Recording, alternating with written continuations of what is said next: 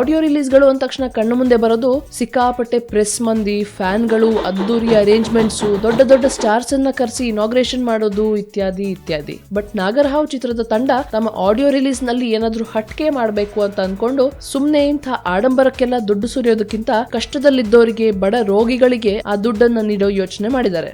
ಸಿಂಹಹಸ್ತ charity foundation, it's A